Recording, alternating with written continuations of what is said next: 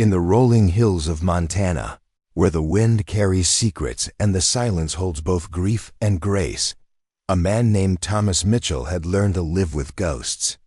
For 3 years he'd walked the same paths, tended the same fields, and slept in the same empty house where laughter once echoed through rooms, now thick with dust and memory. He thought he knew every sound his property made, the creak of barn doors in the evening breeze, the rustle of corn stalks in autumn, the gentle lowing of cattle at dawn. But on a cold October morning, when frost painted the grass silver and his breath hung in the air like unspoken prayers, Thomas heard something that didn't belong. Voices, soft, desperate whispers coming from the old red barn where he stored hay and kept his late wife's gardening tools. Voices that would change everything he thought he knew about survival, kindness, and the unexpected ways broken hearts can heal. Before we jump back in, tell us where you're tuning in from, and if this story touches you, make sure you're subscribed, because tomorrow I've saved something extra special for you. The alarm clock hadn't worked in 8 months, but Thomas Mitchell's body knew when 5 a.m. arrived. His eyes opened to darkness so complete it felt like being buried alive. And for the first few seconds of every morning, he forgot that Sarah wasn't lying beside him anymore, her auburn hair spread across the pillow like autumn leaves. Forgot that her coffee cup wouldn't be waiting on the kitchen counter, still warm from her early rising. Forgot that he was 42 years old and utterly, devastatingly alone. The remembering always came like a punch to the chest. Thomas sat up slowly, joints protesting the cold that had settled into the old farmhouse overnight. October in Whitefish. Montana didn't forgive anyone, not the living, not the grieving, not the stubborn widowers who refused to turn on the heat until November. The floorboards groaned under his bare feet as he padded to the window, peering through glass fogged with his own breath. Outside, the world lay frozen in silver twilight. His property stretched for nearly 200 acres, most of it pasture land where his small herd of cattle huddled together for warmth. The barn stood like a dark sentinel against the pale sky, its red paint faded and peeling from 3 decades of mountain weather. Sarah had always talked about repainting it bright red like the barns in her childhood picture books, she'd said. But Sarah had talked about a lot of things they'd never gotten around to doing. Thomas pulled on the same. Clothes he'd worn yesterday, faded jeans with a hole in the left knee, a flannel shirt that had belonged to his father, and work boots, so old they'd molded to his feet like loyal dogs. In the kitchen, he made coffee the way he'd made it every morning for 3 years, black, bitter, and in a mug Sarah had bought him for their 5th wedding anniversary. The inscription, "World's Best Husband," had faded until only the ghost of letters remained, but he could still read them if he held the mug up to the light just right. The coffee tasted like nothing. Everything tasted like nothing now. He'd tried, in those first months after the cancer took her, to make the foods she'd loved. Her grandmother's apple pie recipe, the salmon she'd prepared for special occasions, even the simple scrambled eggs she'd made every Sunday morning. But food without someone to share it with wasn't really food at all. It was just fuel, and barely that. Most days, Thomas survived on coffee, whatever leftovers the church ladies still occasionally left on his porch, and the kind of stubborn pride that keeps a man upright when everything inside him wants to crumble. The farm had been Sarah's dream, more than his. She'd grown up in Chicago, all concrete and car horns, but something in her soul had always yearned for wide open spaces and the honest work of growing things.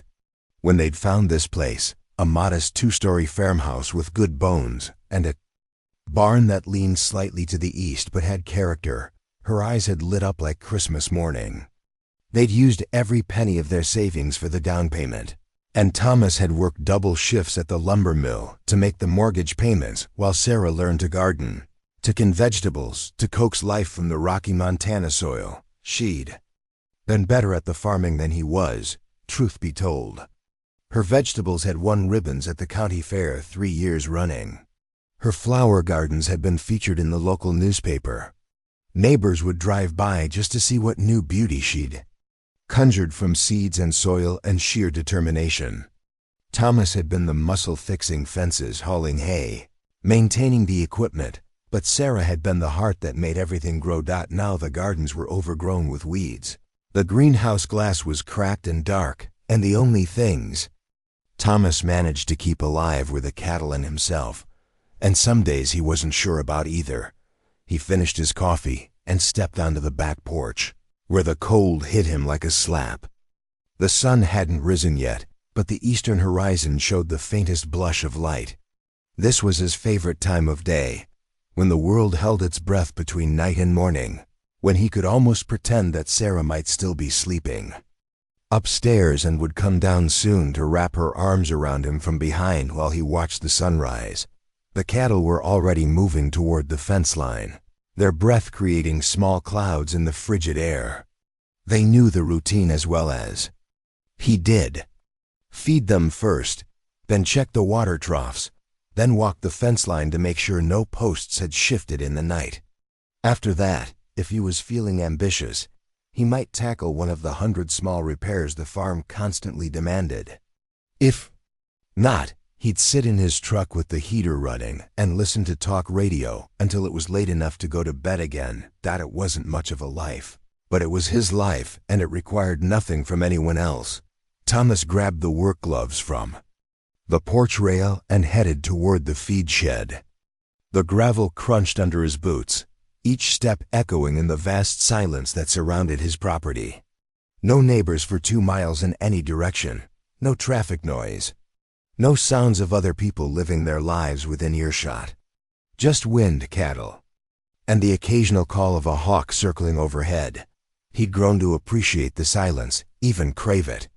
In town, people looked at him with a mixture of pity and discomfort, like grief might be contagious. They meant well.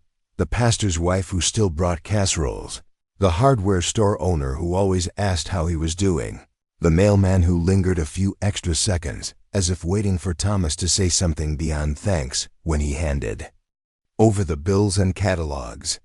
But their kindness felt heavy, obligating him to perform some version of healing he wasn't ready for. Out here, with only the cattle for company, he could be exactly as broken as he felt.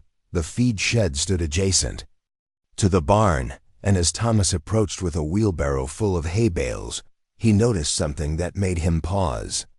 The barn door, which he always kept latched tight, was open about 6 inches. Not much, just enough for a slim person to slip through, or for animals to get in and make themselves at home among his stored equipment. Thomas set down the wheelbarrow and approached the barn cautiously. Bears were rare this close to civilization, but not unheard of, especially this time of year when they were bulking up for winter. More likely it was raccoons or maybe a stray dog seeking shelter from the cold. He'd had problems with raccoons before, clever, destructive little bandits that could turn a tidy barn into chaos in a single night. He pulled the door open wider, letting in the pale morning light. The barn smelled of hay and motor oil, leather, and the faint mustiness that comes with age. Sarah's gardening tools still hung on the far wall, exactly where she'd left them 3 springs ago, their handles worn smooth by her small hands. Thomas had never been able to bring himself to move them or give them away, though he had no use for them himself. As his eyes adjusted to the dim interior, he heard it, a sound so soft he almost missed it.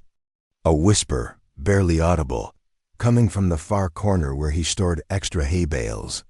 Then another whisper, and what sounded like someone trying very hard not to cough. Thomas froze. His first instinct was to call out, to demand whoever was there show themselves. But something in the quality of those whispers, the fear in them, the desperate quiet, made him hesitate. These weren't the sounds of thieves or vandals. They were the sounds of people hiding, people scared.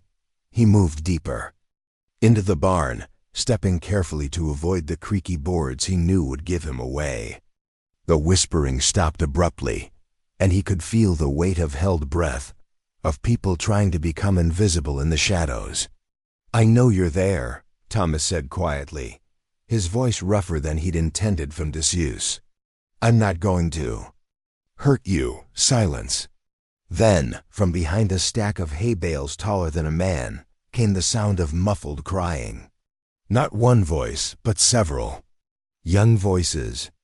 Female voices. Thomas felt something shift in his chest.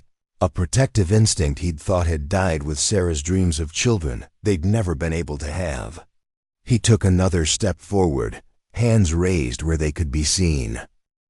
"My name is Thomas Mitchell. This is my barn, my property. I don't know who you are or why you're here, but if you're in trouble, maybe I can help." A long pause. Then, barely above a whisper, a voice said, "Please don't call the police." The voice was young, maybe late teens or early 20s, with an accent he couldn't quite place.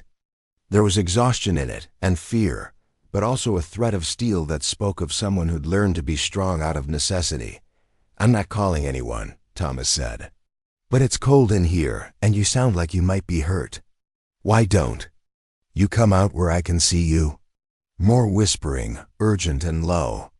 Then, slowly, 3 figures emerged from behind the hay bales like ghosts materializing from shadow. 3 young women, all clearly sisters despite their different heights and coloring. The oldest looked to be in her early 20s, with dark hair pulled back in a practical ponytail and eyes that assessed him warily. The middle sister was maybe 18, with lighter brown hair and a face that might have been pretty if it wasn't pinched with cold and worry. The youngest couldn't have been more than 16, small and delicate with blonde curls escaping from a knit cap that had seen better days. All 3 wore clothes that had once been nice but were now wrinkled and dirty, as if they'd been sleeping in them for days. Their faces were pale with cold and exhaustion, and the youngest was shivering so hard her teeth chattered audibly in the quiet barn. Thomas felt his heart do something it hadn't done in 3 years. It broke for someone other than himself. "How long have you been here?" he asked gently. The oldest sister, clearly the spokesperson for the group, lifted her chin with a defiance that didn't quite hide her fear. "Since yesterday night. We didn't think anyone would come out here so early. Where are you from?" She hesitated, then said, "We were staying in town, but we had to leave." Thomas noticed she didn't say visiting town or passing through town. She said staying, which implied they'd been there for a while. And had to leave suggested they hadn't left by choice. "Are you running from someone?" he asked. The middle sister spoke up for the first time, her voice sharper than her older sister's. "We're not criminals, if that's what you're thinking." "I didn't say you were," Thomas replied. "But people don't usually spend the night in strange barns unless they're running from something or someone." The youngest sister took a step forward, and Thomas could see now that she wasn't just cold, she was sick. Her cheeks were flushed with fever, and her breathing sounded labored. "She needs medicine," the oldest sister said, following his gaze. "We all do, really, but Emma's the worst. We were hoping to find some help in town, but—" She trailed off, but Thomas could fill in the blanks. 3 young women, alone, probably with little money and no local connections. In a small town like Whitefish, strangers were noticed, and young women traveling without men were automatically suspect. They'd probably been turned away from the few motels, maybe even run out of town by well-meaning but suspicious locals. "What are your names?" Thomas asked. The oldest sister seemed to weigh her options before answering. "I'm Kate Morrison. This is my sister Julie, and this is Emma." Morrison. Thomas filed the name away, though he doubted it was real. But it didn't matter.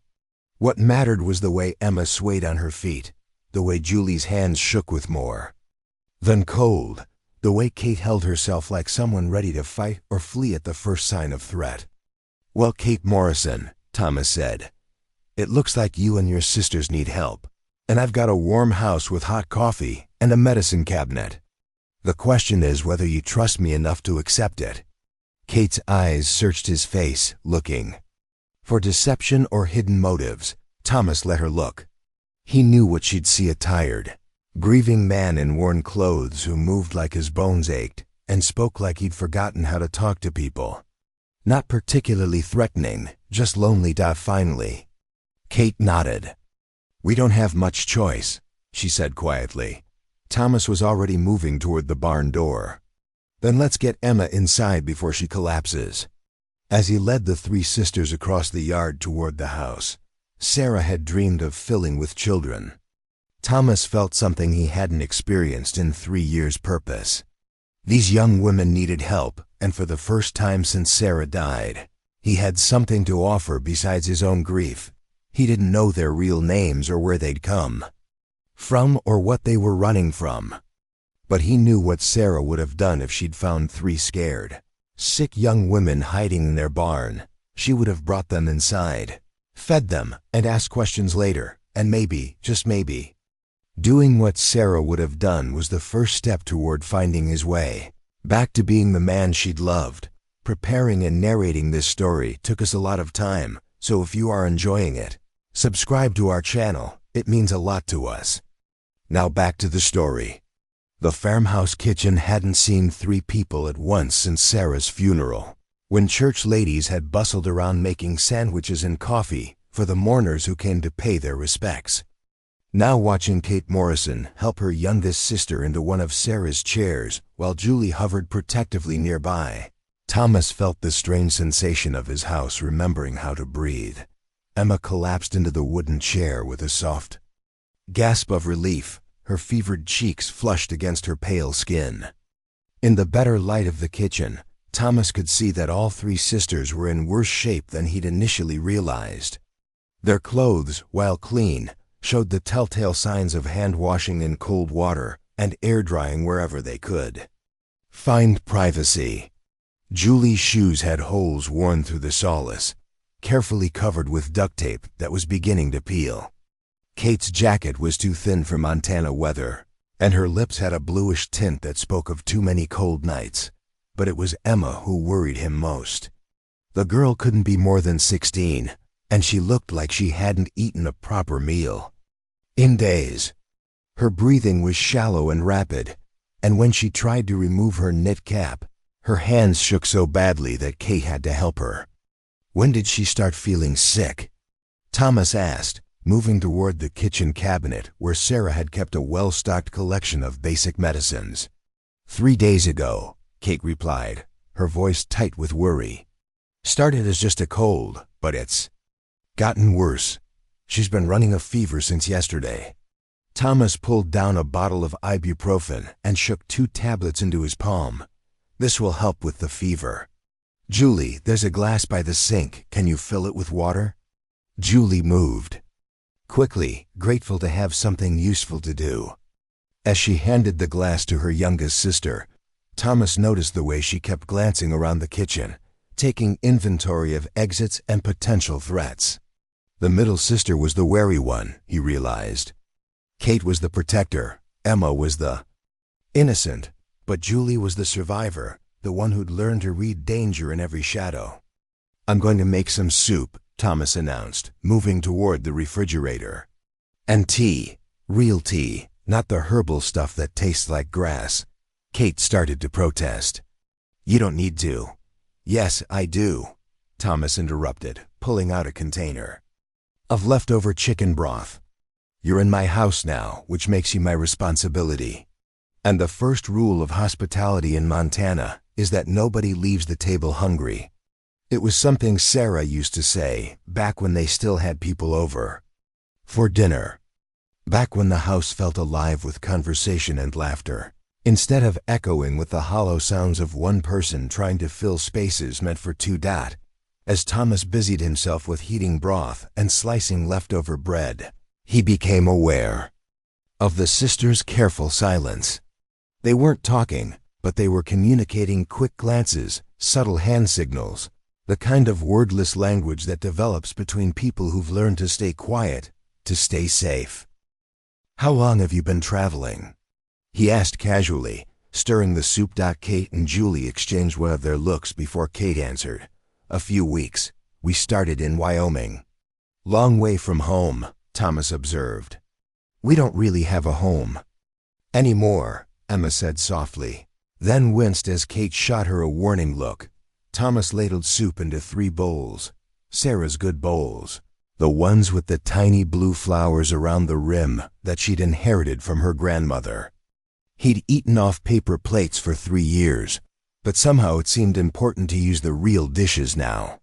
Eat, he said simply, setting the bowls on the table. We can talk after you've got something warm in your stomachs. The sisters fell on the soup like they hadn't seen hot food in days, which, Thomas suspected, they probably hadn't. He made himself busy preparing tea and more bread, giving them privacy to satisfy their hunger without feeling watched or judged. But as he moved around the familiar kitchen, Thomas found himself really looking at this space for the first time. In years, the cheerful yellow walls Sarah had painted were now faded and marked with water stains from a roof leak he'd never bothered to fix properly. The curtains she'd sewn were gray with dust and hung crooked on bent rods. The little herb garden she'd kept on the windowsill was long dead, the pots holding nothing but dry soil and the brittle remains of plants he couldn't even identify anymore. It was a kitchen that had forgotten how to nurture, and seeing it through. The eyes of these 3 young women made Thomas suddenly ashamed of how far he'd let everything slide. This is really good, Emma said, looking up from her soup with the first genuine smile Thomas had seen from any of them. Did you make it yourself? The broth is from a chicken I roasted a few days ago, Thomas admitted.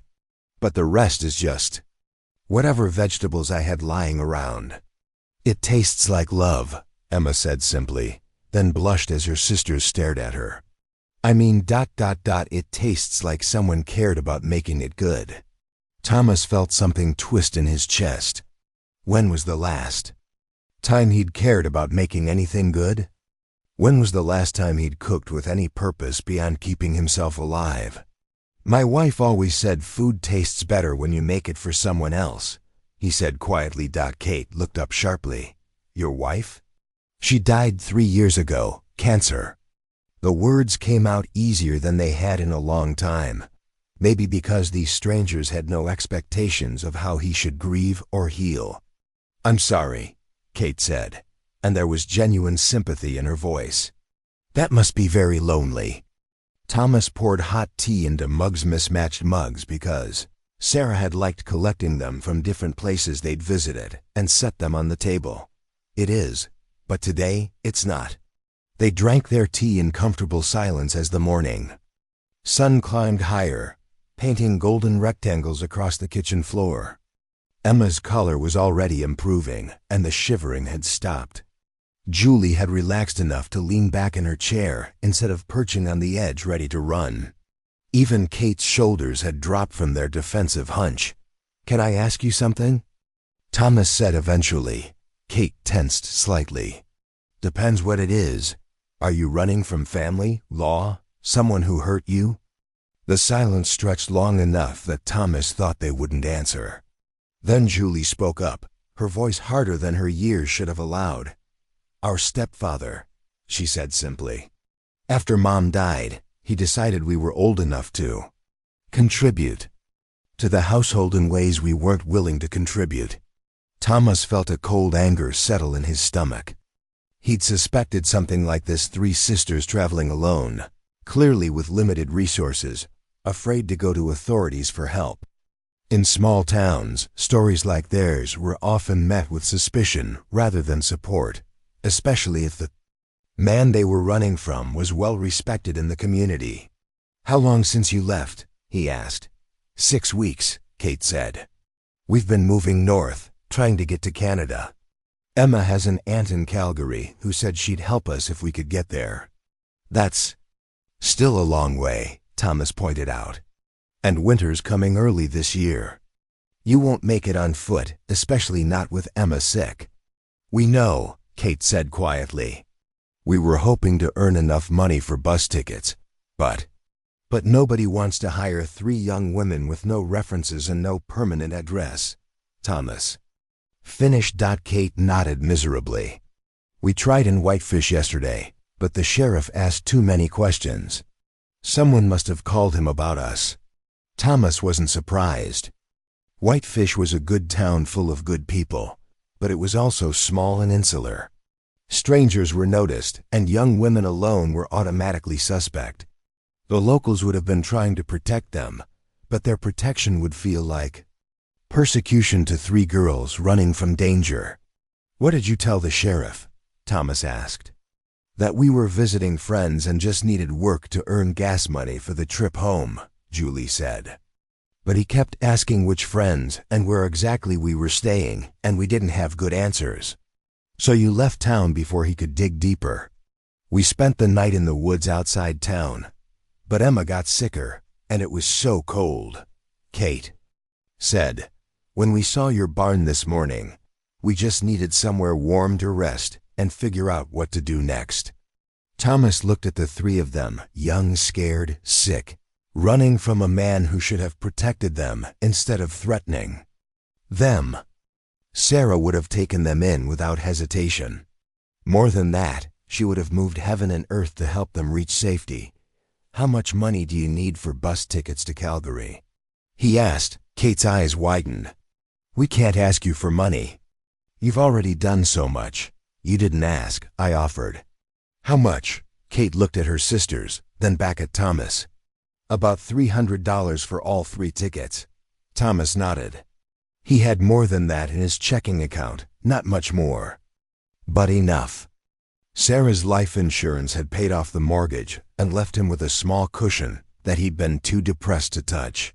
Using it to help these girls reach safety seemed like exactly what Sarah would have wanted. "I can help with that," he said simply. All 3 sisters stared at him in shock.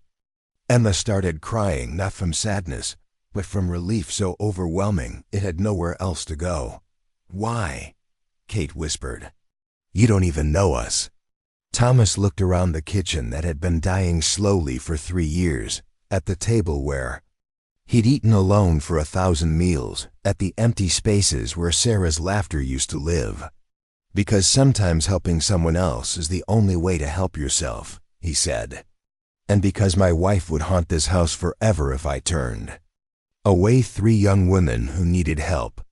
But even as he said it, Thomas knew the money was only part of what these sisters needed. Emma was too sick to travel immediately, and all 3 of them looked like they needed days of rest and proper food before they'd be strong enough for the long bus ride to Canada, which meant they'd be staying here in his house for at least a few days. The thought should have terrified him. He'd been alone so long that the idea of house guests seemed impossible.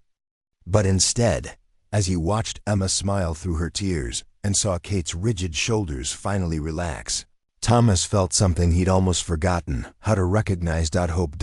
For the first time in 3 years, his house felt like a home again.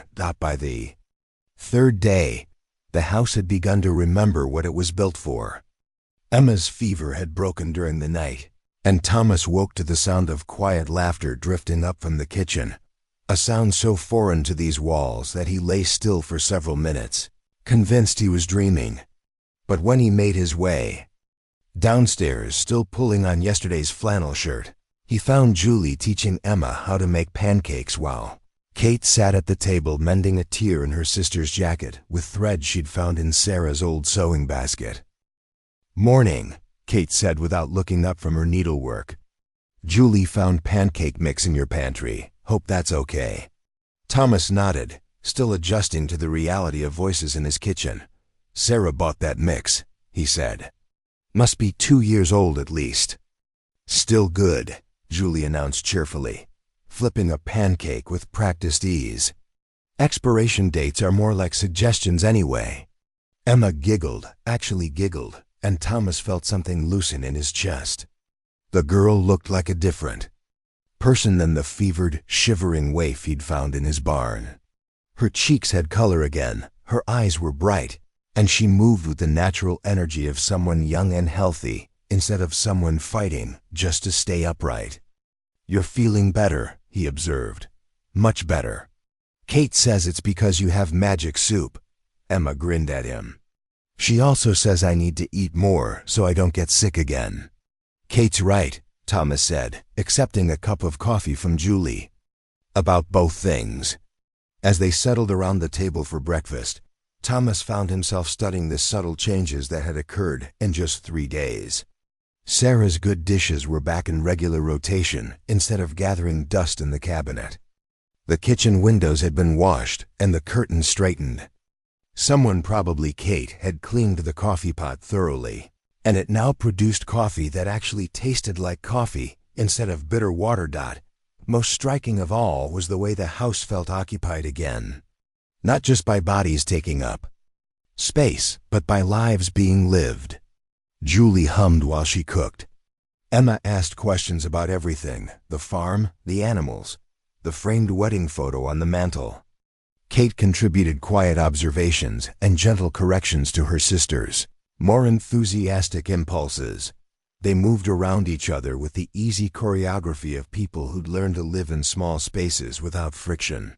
But they also moved around Thomas with careful consideration, never presuming but somehow managing to include him in their domestic rhythm. "I was thinking," Kate said as they finished breakfast, "maybe we could help with some work around here. To pay you back for your kindness." Thomas started to object. They were his guests, not his employees. But something in Kate's expression stopped him. This wasn't about money or obligation. This was about dignity, about being useful instead of just grateful. "The barn needs cleaning," he said finally. "And there's a lot of stuff in the spare rooms that probably should be sorted through." What he didn't say was that those spare rooms contained the accumulated remnants of Sarah's life: boxes of clothes he'd never been able to donate, craft supplies for projects she'd never finished, books she'd loved and marked with her careful handwriting. He'd avoided those rooms for 3 years, but maybe it was time to face what was there. "I'm good with organizing," Kate offered, "and Emma loves going through old things." "I found some photo albums yesterday," Emma added excitedly. "While I was looking for extra blankets, they were in the hall closet. Would it be okay if I looked through them?" Thomas felt his throat tighten. Sarah's photo albums. He'd forgotten they were there, pushed to the back of the closet behind winter coats that still smelled faintly of her perfume. "Sure," he managed, "just be careful with them." After breakfast, they dispersed to their chosen tasks. Julie headed to the barn with a determined expression and a pair of work gloves that had belonged to Sarah. Kate disappeared upstairs to tackle the guest bedroom that had become a storage room for things Thomas couldn't bear to look at, but couldn't throw away. Emma settled in the living room with the photo albums, handling them with the reverence of someone who understood that pictures were more than just images. They were proof that love had existed. Thomas found himself at loose ends. For 3 years, his days had followed the same pattern: feed animals, check fences, perform whatever maintenance couldn't be postponed, sit in his truck listening to talk radio until it was late enough to go to bed. But with the sisters taking care of tasks he'd barely managed to keep up with, he was left with something he'd almost forgotten existed: free time. He wandered to the living room, where Emma had spread the photo albums across the coffee table, like treasure maps. She looked up when he entered, her expression both apologetic and fascinated. "She was beautiful," Emma said softly, indicating a wedding photo where Sarah laughed at something off camera while Thomas gazed at her with obvious adoration. "You both look so happy." Thomas sat heavily in his recliner. Sarah's chair had remained empty for 3 years, and he still couldn't bring himself to sit there. "We were happy for a while." "What was she like?" Emma asked, then quickly added, "You don't have to talk about her if it hurts." Thomas looked at the photo Emma had been examining: Sarah in her garden, dirt-streaked and grinning, holding a basket of tomatoes like they were made of gold. It did hurt to talk about her, but it was a different kind of hurt than the silence had been. This was the sharp, clean pain of a wound that might actually heal instead of the dull ache of something left to fester. She was joyful, he said. Finally, everything made her happy. New seeds in the spring, the first snow in winter, a good book, a perfect cup of coffee. She could find something to celebrate in just about any day. Emma smiled. My mom was like that. She used to say that happiness was a choice you made every morning when you woke up. What happened to her? Thomas asked gently. Emma's smile faltered. Car accident, 2 years ago. That's when we had to move in with Rick, our stepfather. Mom had married him the year before, but we barely knew him. And he changed after she died? He didn't change, Emma said quietly. He just stopped pretending to be decent when there was no one around to impress. From upstairs came the sound of boxes being moved, and Kate's voice calling down to ask if it was okay to throw away some old magazines. From the barn came Julie's voice singing something under her breath, the first time Thomas had heard her sing. They take good care of you, Thomas observed. Emma nodded. Kate's been like a mother since our real mom died. Julie pretends to be tough, but she's the one who always makes sure I have enough to eat, even if it means she goes without. I don't know what I would have done without them. Thomas studied the girl's earnest face and felt a familiar pang. This was exactly the kind of young woman Sarah would have loved to mentor, someone bright and curious and grateful for simple kindnesses. Sarah had always talked about the children they would have someday, the family they would build together. It was one of the cruelest ironies of cancer that it had taken not just Sarah's life, but also all the lives she might have touched, all the love she might have given. They're lucky to have you too, Thomas said. From what I can see, you bring out the best in both of them. Emma blushed and turned back to the photo albums. Can you tell me about some of these pictures? Like this one, where were you? For the next hour, Thomas found himself doing something he hadn't done since Sarah's funeral, remembering their life together out loud. He told Emma about their honeymoon trip to Yellowstone, where Sarah had insisted on hiking every trail despite her fear of bears. He described the weekend they'd spent building raised garden beds, how Sarah had researched the optimal soil composition for weeks beforehand but still managed to plant the tomatoes upside down. He explained how Sarah had learned to can vegetables from a neighbor lady who'd taken pity on her city girl ignorance, and how their first attempt at jam had turned into something that looked like purple concrete but tasted like heaven. He talked about the way Sarah sang off-key in the shower every morning, and how she always left books open and face down on every surface in the house, driving him crazy until the day she died, and he would have given anything to see just one more book abandoned mid-chapter on the kitchen counter. As he talked, Emma listened with the focused attention of someone who understood that stories were gifts. She asked thoughtful questions and laughed at the funny parts and looked appropriately solemn when he mentioned Sarah's illness. By the time Kate called them for lunch, Thomas realized he'd been talking about Sarah for over an hour without falling into the familiar pit of despair that usually opened up whenever her name was mentioned. The grief was still there, but it felt different, somehow less like a wound that would never heal and more like a scar that told the story of something precious that had been lost but not forgotten. Thank you, Emma said as they gathered up the photo albums, for sharing her with me. She sounds like she was an amazing person. She was, Thomas agreed. She would have liked you very much. As they headed to the kitchen for lunch, Thomas caught sight of himself in the hall mirror and was surprised by what he saw. He looked lighter somehow. Still tired, still marked by grief, but no longer quite so burdened. As if the simple act of sharing Sarah's memory had made the weight of carrying it alone a little easier to bear. In the kitchen, Kate had prepared sandwiches from bread Thomas had bought in town that morning, his first trip to the grocery store in weeks that wasn't purely functional. Julie had cleaned and reorganized the entire barn, she reported proudly, and found several tools that Thomas had given up for lost. As they sat around the table, eating lunch and sharing the small accomplishments of their morning, Thomas realized that for the first time in 3 years, he wasn't counting the hours until he could reasonably go to bed. For the first time in 3 years, He was actually living through his day instead of just surviving it. The house was waking up.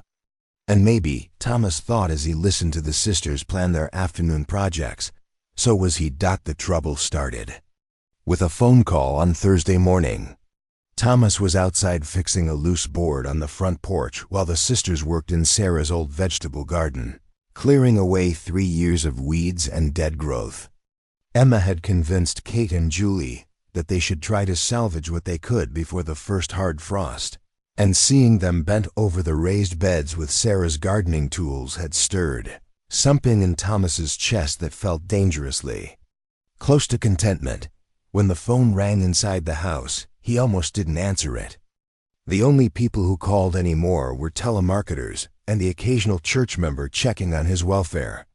But something about the insistent ringing made him wipe his hands on his jeans and head inside. "Thomas Mitchell," he answered, slightly out of breath. "Mr. Mitchell, this is Sheriff Davies from Park County, Wyoming." The voice was official, professional, with an undertone that made Thomas's stomach clench. "I'm calling about 3 young women who may be in your area, sisters named Morrison." Thomas's blood went cold. Through the kitchen window, he could see Kate showing Emma how to tell which vegetables might still be salvageable, their heads bent together in concentration. Julie was loading dead plants into a wheelbarrow, humming the same tuneless melody she'd been humming all week. "I'm not sure what you're asking me, Sheriff," Thomas said carefully. "We received a report that they were seen in Whitefish a few days ago. I'm working with local law enforcement to locate them and return them to their legal guardian." Thomas closed his eyes, understanding immediately what that meant.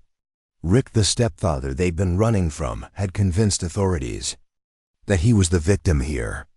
3 ungrateful stepdaughters who'd run away and were probably causing trouble wherever they landed. "May I ask why you're looking for them?" Thomas asked. "Their stepfather is very concerned about their welfare," Sheriff Davies replied smoothly. "These girls have been through a traumatic loss with their mother's death, and they're not thinking clearly. Mr. Brennan, that's their stepfather, just wants them home safe where they belong." Brennan. So now Thomas had a name for the man who'd driven 3 young women to flee into the wilderness rather than stay under his roof. "What makes you think they might be in this area?" Thomas asked. "We've been tracking their movements north from Wyoming. Small towns, strangers get noticed. Someone in Whitefish mentioned seeing 3 young women matching their description asking about work. The local sheriff there said they left town quickly when he started asking questions." Thomas thought fast. The sisters had been here for 5 days now. If Sheriff Davies was calling him specifically, that meant someone had connected them to his property. But who? And how? "Have you considered that if these young women left voluntarily, they might have had good reasons?" Thomas asked. There was a pause. When Sheriff Davies spoke again, his tone had cooled considerably. "Mr. Mitchell, are you harboring these girls?" "I'm asking whether you've investigated the home situation they were running from," Thomas replied evenly. "In my experience, teenage girls don't usually flee into the wilderness without good cause." "Their stepfather has been nothing but cooperative," the sheriff said. "He's provided us with detailed descriptions, recent photos, even offered a reward for information leading to their safe return. Whatever these girls may have told you about their home situation, I can assure you that Mr. Brennan is a pillar of his community." Thomas felt a surge of familiar anger, the same helpless rage he'd felt watching Sarah suffer through treatments that made her sicker than the cancer itself, listening to doctors who spoke about her as if she wasn't in the room. Authority figures who thought they knew better, who couldn't be bothered to look beyond surface appearances to see what was really happening. "I haven't seen any young women matching that description," Thomas lied smoothly. "But if I do, I'll be sure to assess the situation carefully before making any calls. Mr. Mitchell, if you're hiding these girls, you could be charged with harboring runaways, possibly kidnapping. I strongly advise you to cooperate with our investigation." And I strongly advise you to investigate why 3 sisters would rather risk starvation and exposure than stay with their legal guardian. Thomas shot back. Good day, Sheriff. He hung up before Davies could respond, his hands shaking with adrenaline and fury. Through the window, he watched Emma discover something exciting in the garden, probably the winter squash that Sarah had planted in her final spring and that had somehow managed to survive and thrive despite 3 years of neglect. Emma called. Her sisters over, pointing excitedly at her discovery, and all 3 of them laughed at something Julie said in response. They looked happy. They looked safe. They looked like young women who were healing from trauma, not runaway delinquents who needed to be dragged back to an abusive situation. But if Sheriff Davies was calling him directly, that meant the net was tightening. Someone had seen the sisters here, or at least suspected they were here. It was only a matter of time before law enforcement showed up at his door with warrants and good intentions and absolutely no understanding of what they'd be destroying. Thomas stepped outside, and Kate looked up from the garden with a smile that faded the moment she saw his expression. What's wrong? She asked immediately. We need to talk. All of you, inside. The sisters exchanged worried glances but followed him into the kitchen without question. Thomas gestured for them to sit at the table while he paced to the window and back, trying to figure out how to explain without terrifying them. That was a sheriff from Wyoming, he said finally. He's looking for you. Kate went pale. Julie's hands clenched into fists on the table. Emma made a small, frightened sound. How did they find us? Kate whispered. Someone saw you in Whitefish and probably saw you here too. Small townspeople notice things. The sheriff says your stepfather has reported you as runaways and is very concerned about your welfare. That's bullshit, Julie snapped. Rick doesn't care about our welfare. He cares about losing his government checks. Thomas looked at her sharply. Government checks? Kate closed her eyes. We should have told you. After Mom died, we qualified for survivor benefits. Social Security payments until we turn 18, and money to help with college after that. Rick gets the checks as our guardian, so if you disappear. Thomas began. The money stops, Kate finished. It's not just about the other things he wanted from us. We're worth about $2,000 a month to him. Thomas felt sick. He'd known the stepfather was abusive, but learning that there was also a financial motive made everything worse. Rick Brennan wasn't just a predator, he was a predator with a powerful incentive to get the sisters back and keep them under his control. The sheriff mentioned a reward, Thomas said. Brennan's offering money for information about your location. Emma started crying, not the loud, dramatic tears of someone seeking attention, but the quiet, hopeless tears of someone who'd thought they were safe and had just learned they weren't. We have to run again, Kate said dully. Tonight. Before they come here. Where? Julie demanded. We barely made it this far, and Emma was sick. Winter's coming. Where are we supposed to go?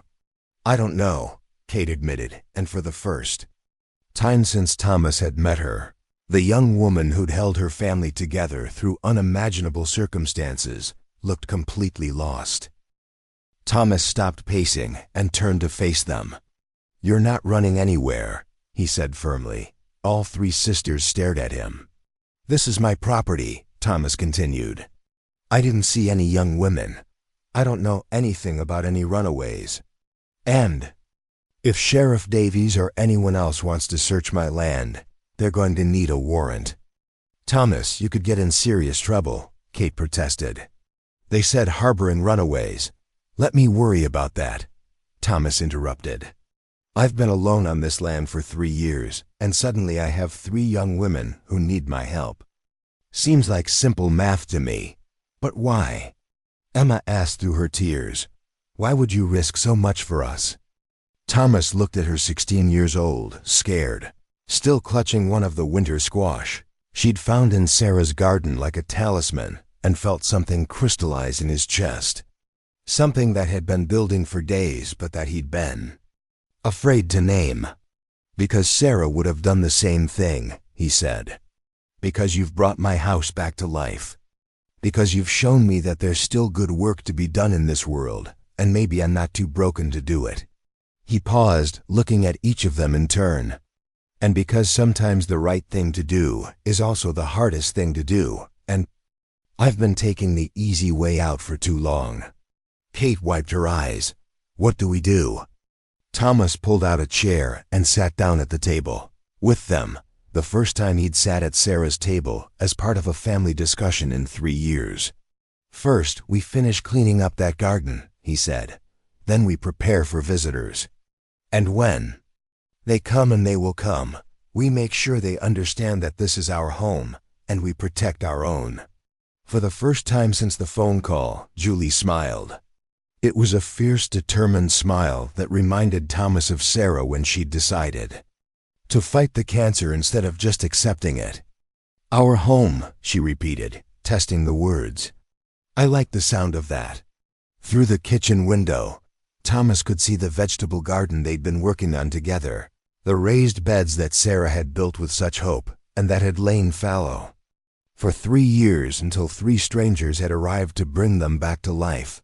Tomorrow, Sheriff Davies or his colleagues would probably show up at Thomas's door with questions and suspicions and legal authority.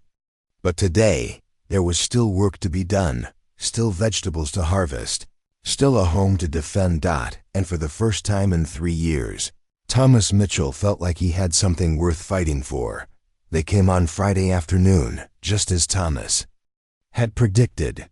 2 patrol cars and an unmarked sedan rolled up the gravel drive like a small invasion force, dust clouds trailing behind them in the crisp October air.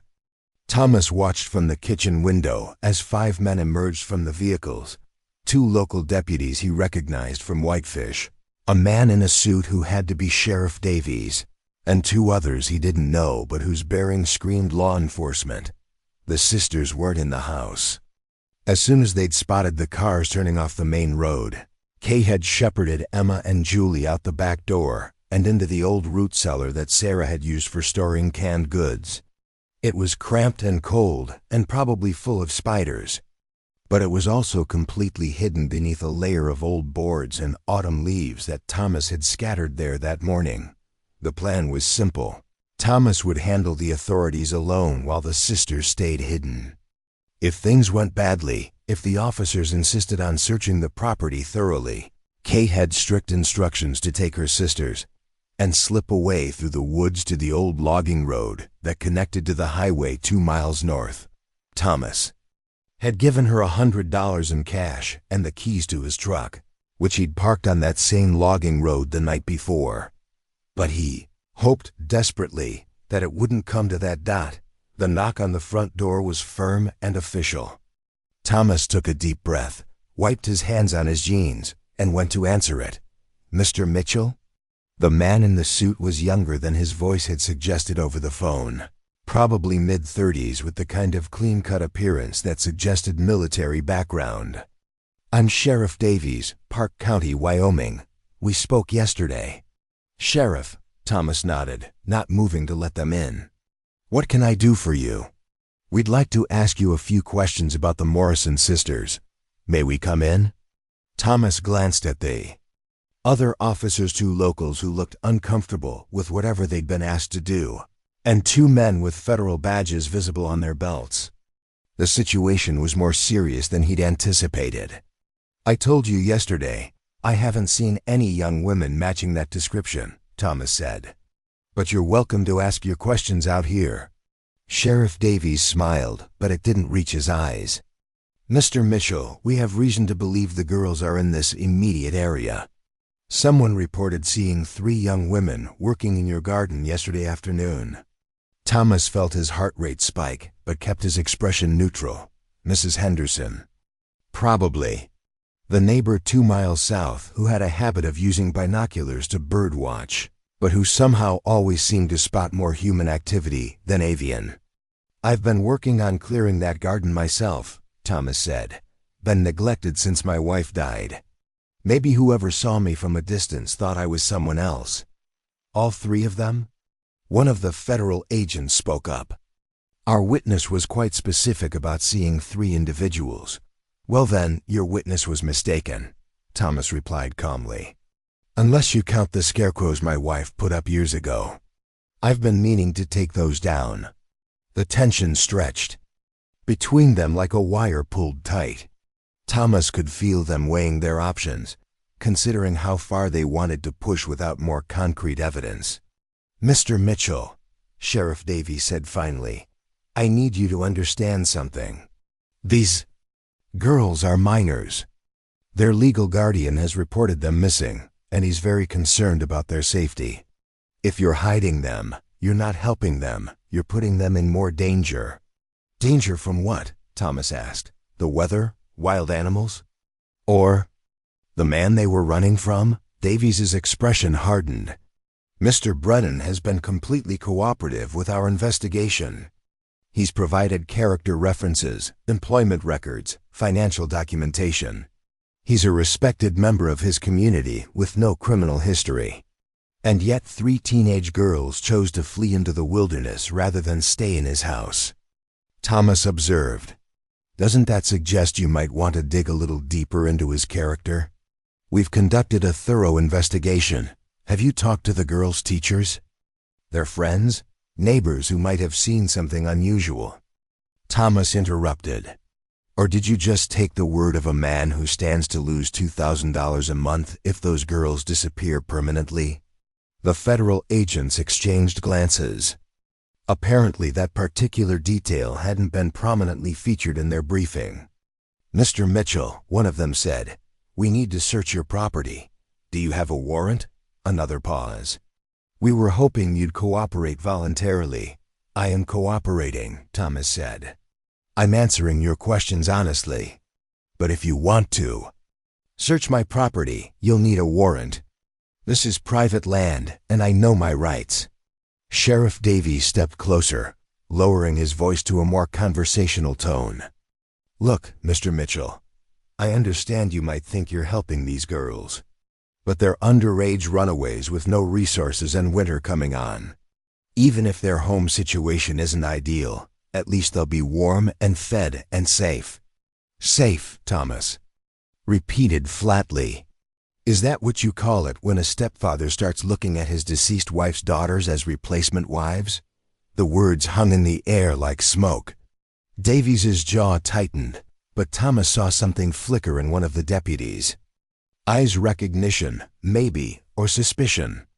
That's a serious accusation, Davies said. Do you have any evidence to support it? Do you have any evidence to refute it? Thomas shot back. Other than the word of a man who profits financially from keeping those girls under his control? Mr. Mitchell, if these girls told you stories about abuse, you need to understand that runaways often fabricate dramatic tales to justify their actions. Sheriff, Thomas interrupted, his voice going dangerously quiet. My wife died of cancer 3 years ago. I spent 2 years watching her fight for her life while well-meaning people told me what was best for her, what she should do, how she should feel. I learned that sometimes the people with badges and authority don't know a damn thing about what's really happening in someone's life. He stepped forward slightly, meeting Davies's stare. So if 3 scared young women showed up on my property asking for help, I'd give it to them. And I wouldn't hand them over to anyone without being absolutely certain they'd be safe. Including law enforcement? Especially law enforcement. If law enforcement was more concerned with closing a case than protecting the victims. The standoff stretched for a long moment. Thomas could hear his own heartbeat, could feel sweat gathering at the back of his neck despite the cool air. In the distance, a hawk cried out, or maybe it was a crow. He couldn't tell the difference anymore. Finally, the deputy who'd been silent until now spoke up. Sheriff, maybe we should take a step back here. If there are allegations of abuse, there are no verified allegations. Davies cut him off. Just the wild stories of 3 runaway teenagers and the speculation of a civilian who's admitted he'd harbor them. I didn't admit anything, Thomas said quietly. I said what I would do if the situation arose. That's not the same as saying it has arisen. The federal agents were getting impatient. Thomas could see it in their posture, the way they kept glancing toward the barn and the outbuildings, mentally cataloging places where 3 young women might hide. "Mr. Mitchell," one of them said, "we're going to get that warrant. And when we do, we're going to search every inch of this property. If those girls are here, we'll find them." "Then I guess you better get started on the paperwork," Thomas replied. Davies pulled out a business card and held it out. "When you change your mind, and you will change your mind, call me. The longer this goes on, the more trouble you're in." Thomas took the card, but didn't look at it.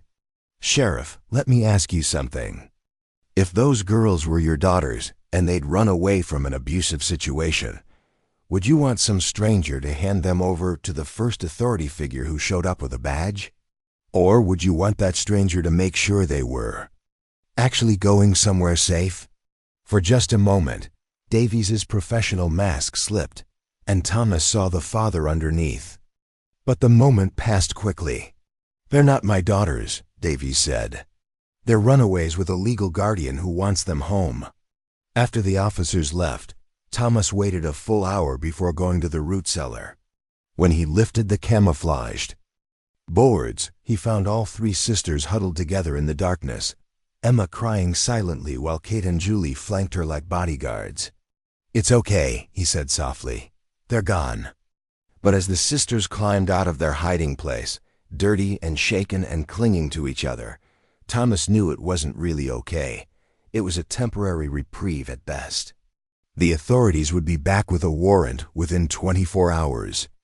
And next time they wouldn't be taking no for an answer. "What do we do now?" Kate asked, brushing spider webs from her hair. Thomas looked at the 3 young women who'd become his family in less than a week, who'd brought his house back to life and given him something to fight for. Then he looked toward the horizon, where the sun was setting behind the mountains in a blaze of orange and gold. "Now we figure out how to get you to Canada," he said. "Tonight." The plan would be dangerous, probably illegal, and almost certainly doomed to failure. But as Thomas watched Emma wipe away her tears and saw the fierce determination return to Julie's eyes, and witnessed Kate square her shoulders for whatever battle lay ahead, he realized he'd never been more certain of anything in his life. Some fights were worth the risk. Some people were worth protecting, no matter the cost. And sometimes, the only way to save a family was to help them disappear. The plan began with a phone call to Margaret Walsh. Though Thomas hadn't spoken to her in over 2 years, Margaret had been Sarah's closest friend, a retired teacher who lived 40 miles north in Kalispell and who had never quite forgiven Thomas for withdrawing from the world after Sarah's death. But Margaret was also a woman who'd spent 30 years helping troubled students navigate impossible situations, and Thomas was counting on that part of her nature being stronger than her irritation with him. "Thomas Mitchell," she answered on the 3rd ring, her voice carrying the cool politeness reserved for people who disappointed her. "This is unexpected." "Margaret, I need your help," Thomas said without preamble. "And before you hang up, this isn't about me. It's about 3 young women who are in serious danger." There was a pause. Margaret had always been able to separate personal grievances from genuine emergencies. It was what had made her such an effective teacher. What kind of danger? She asked. Thomas gave her the essential details. 3 sisters fleeing an abusive stepfather, authorities trying to force their return, immediate need for safe passage to Canada. He didn't mention that they were currently hiding in his house, or that he was technically harboring fugitives. Some information was better shared in person. "And you want me to do what exactly?" Margaret asked when he finished. "I want you to drive to Calgary tomorrow," Thomas said. "There's a woman there named Susan Morrison, Emma's aunt. She's expecting the girls, but they need someone to vouch for them at the border. Someone with clean identification and a believable story." "Thomas, what you're describing sounds dangerously close to human trafficking." "Margaret, Thomas interrupted. These girls are 16, 18, and 20 years old. The youngest one was sick with fever when I found them hiding in my barn. They've been running for 6 weeks, sleeping in the woods, going hungry. Their stepfather collects their survivor benefits and wanted them to contribute to the household in ways that no young woman should ever have to contribute. Another pause, longer this time. When Margaret spoke again, her voice was gentler. Where are they now? Safe, for the moment. But not for long. And you think I should just drive to Canada with 3 strangers and hope the border guards believe? Whatever story we come up with. Thomas looked out the kitchen window, where the sisters were loading supplies into his truck by the light of a camping lantern. They'd spent the evening gathering everything they might need for a winter journey: blankets, food, extra clothes, the small amount of cash Thomas had been able to scrape together. I think you should do what Sarah would have done, Thomas said. Quietly. The silence stretched so long that Thomas wondered if Margaret had hung up. Then she sighed, a sound that carried 20 years of friendship and shared grief. Sarah would have driven to the ends of the earth for those girls, Margaret said finally. Yes, she would have. And she would have expected me to do the same. Yes, another sigh. Where do you want to meet? They arranged to rendezvous at dawn at the abandoned gas station on Highway 93, 20 miles north of Thomas's property. Margaret would approach from Kalispell, while Thomas brought the sisters up through back roads, avoiding the main routes where roadblocks might already be in place. After he hung up, Thomas found the sisters in the barn, making final preparations. Kate had braided her hair back severely and was wearing the plainest clothes she owned. Julie had done the same, but her nervous energy made her pace restlessly between the truck and the workbench where their supplies were arranged. Emma sat on a hay bale, clutching the small photo album Thomas had given her, pictures of Sarah's garden through the seasons, something to remember their brief sanctuary by. Margaret will meet us at 6 a.m., Thomas announced. She'll drive you the rest of the way to Calgary. What about you? Emma asked immediately. Thomas had been dreading this question. I can't cross the border with you. Too many complications, too many questions. But Margaret's a retired teacher with a clean record. And a sensible car. She'd get you there safely. But what will happen to you? Kate pressed. When they come back with that warrant and find us gone? Thomas shrugged with more casualness than he felt. I'll tell them the truth, that 3 young women showed up on my property asking for help. And I helped them. They can't prove I knew where you were going. And by the time they figure it out, you'll be safely in Canada. Julie stopped pacing and stared at him. You could go to prison. Maybe, probably not though. I'm a widowed veteran with no criminal record who's trying to help some kids in trouble. Most judges would be sympathetic. It was mostly true though. Thomas suspected the reality would be more complicated. The federal agent's involvement suggested someone high up the food chain was taking this case seriously, which meant the consequences for him might be more severe than he was letting on. But that was a problem for tomorrow. Tonight, his only concern was getting the sisters to safety. They left the farm at 4:30 in the morning, with the sky still black and the air sharp enough to cut. Thomas drove with his headlights off until they reached the main road, navigating by memory and the faint starlight filtering through the truck's windshield. The sisters huddled together in the bench seat beside him, silent and tense with the weight of leaving everything familiar behind once again. The back roads Thomas chose were rough and winding, logging routes that hadn't seen much traffic since. The mills closed 5 years earlier. They passed through ghost towns where rusted equipment sat like monuments to Montana's mining past, through forests where deer stood frozen in the truck's headlights like ancient spirits watching their passage. 20 minutes from their destination, Emma spoke for the first time since leaving the farm. I don't want to leave you, she said quietly. Thomas felt his throat tighten. I don't want you to leave either. But you can't stay, and I can't go. That's just how it has to be. It's not fair, Emma whispered. No, Thomas agreed. It's not. But fair and necessary aren't always the same thing. Kate reached across Emma to touch Thomas's arm. We'll write to you. When it's safe. Thomas nodded, not trusting himself to speak. He'd gone from being completely alone to having a family, and now he was about to be alone again. But this time, the loneliness would be different. This time, he'd have something to remember besides grief and regret. They reached the abandoned gas station with 10 minutes to spare. The building was a relic from the 1950s, its windows boarded up and its pumps long since removed. But the parking lot was large enough for vehicles to meet without drawing attention from the highway. Margaret's car was already there, a sensible Honda with Montana plates and a rosary hanging from the rearview mirror. She got out as Thomas pulled up, and he was struck by how much she'd aged in the 2 years since he'd seen her. Her hair was completely gray now, and she moved with the careful precision of someone fighting arthritis. But her hug, when she greeted him, was as fierce as ever. You look terrible, she said bluntly. Thin as a rail and pale as a ghost. It's good to see you too, Margaret. She studied his face in the dim light from her car's interior. Actually, you look better than the last time I saw you. Alive again. If that makes sense. Thomas glanced toward his truck, where the sisters were gathering their belongings. They saved my life. All 3 of them. I just want to return the favor. Margaret followed his gaze and watched Kate help Emma out of the truck while Julie shouldered a backpack with grim determination. They're just babies, Margaret murmured. Old babies, Thomas replied. Too old for their ages.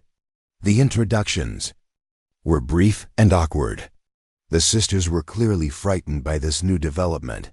Another stranger to trust when trust had been in such short supply.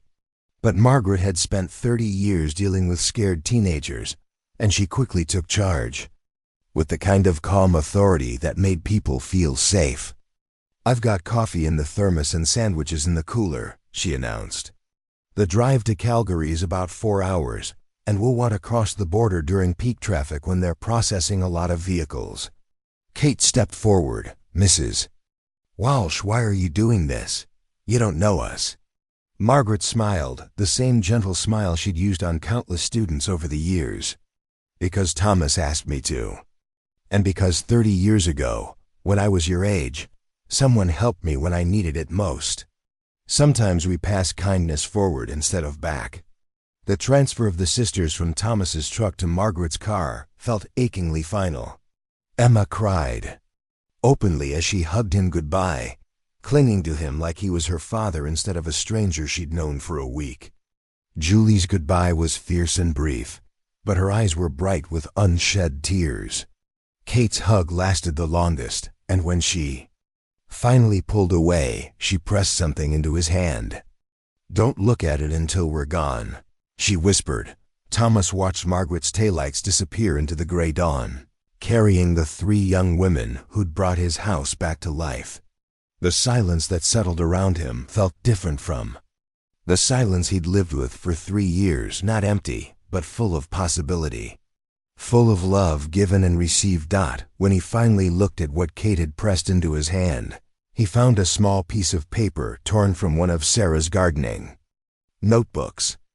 Written in Kate's careful handwriting were 4 words. Thank you for everything. And below that, in Emma's rounder script, we love you too.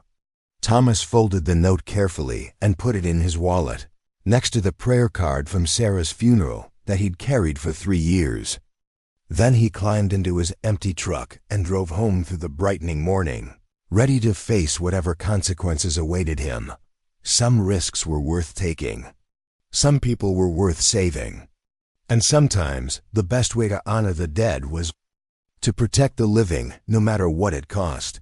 Thomas made it home just as the sun crested the mountains, painting the farmhouse and barn in shades of gold that reminded him of Sarah's hair in summer light.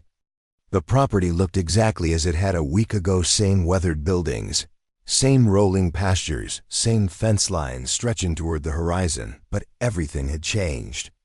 The silence that greeted him wasn't the oppressive quiet of abandonment. anymore. It was the expectant hush of a home waiting for its family to return. He spent the morning doing mundane tasks with unusual attention to detail. He fed the cattle, checked water troughs, repaired a loose board on the barn door that had been bothering him for months. In the house, he washed the breakfast dishes the sisters had left behind, carefully drying each piece of Sarah's good china before returning it to the cabinet. He made the beds in the guest rooms where Kate and Julie had slept, smoothing the covers and fluffing the pillows as if preparing for new visitors. It was busy work. He knew a way to keep his hands occupied, while his mind processed what he'd done. By now, Margaret and the sisters would be approaching the Canadian border. By now, law enforcement would probably be discovering that their warrant was worthless because their suspects were gone. The consequences would come soon enough. Thomas intended to meet them with dignity. At 11:30, Sheriff Davies arrived. Alone, Thomas watched from the kitchen window as the unmarked sedan pulled into his driveway, noting the deliberate slowness of the sheriff's movements as he got out of the car. This wasn't the aggressive urgency of yesterday's visit. This was the careful approach of a man who knew he was walking into a conversation that would change everything. Thomas met him on the front porch, coffee mug in hand, wearing the same work clothes he'd had on during their first encounter. He'd considered changing into something more formal, a button-down shirt, maybe, or the suit he'd worn to Sarah's funeral, but decided that presenting himself as anything other than what he was would be dishonest. "Sheriff Davies," Thomas said by way of greeting. "Mr. Mitchell." Davies climbed the porch steps slowly, his expression unreadable. "We need to talk."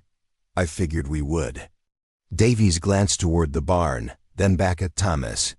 "You want to tell me where they are?" "Canada, I hope," Thomas replied without hesitation. "Safe and far away from anyone who wants to hurt them." The sheriff's shoulders sagged slightly, as if he'd been hoping for a different answer despite knowing what he'd find. "When?" "This morning, before dawn." "How?" Thomas considered his options. He could lie, claim he didn't know the details, force Davies to piece together the evidence himself. But he was tired of deception, and the sisters were safely beyond reach now. "A friend of my late wife drove them to Calgary," Thomas said. "Margaret Walsh. She's a retired teacher with no criminal record and a clean driving history. If you're planning to go after her, you should know that she was doing a favor for me, not them. The girls never asked her for anything." Davies pulled out a small notebook and wrote something down. This friend, she knew what she was doing was illegal.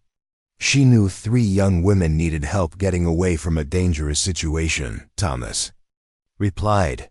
Everything else was just paperwork. The sheriff looked up from his notebook, studying Thomas's face. "You realize I have to arrest you?" "I figured you would." "Harboring fugitives, aiding and abetting, possibly conspiracy to commit human trafficking, if the federal prosecutor wants to get creative." Davies's voice was matter-of-fact, but Thomas detected something else underneath: reluctance, maybe. Or even respect. What about investigating why 3 sisters were so desperate to escape their legal guardian that they'd rather risk death in the wilderness?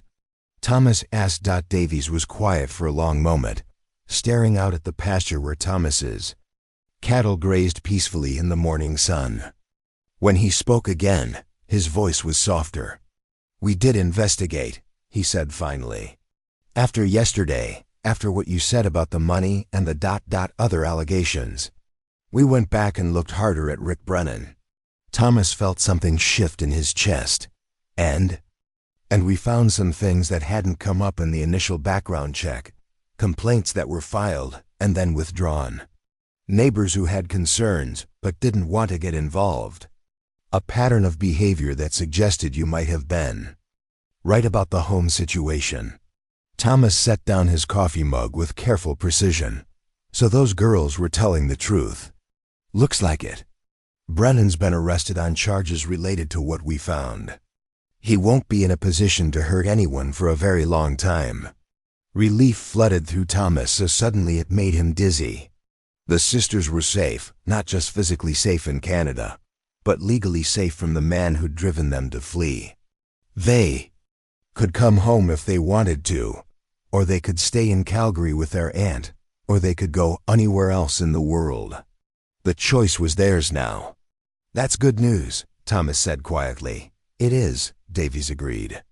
"But it doesn't change what you did. You harbored fugitives, helped them cross international borders illegally. There will be consequences." Thomas nodded.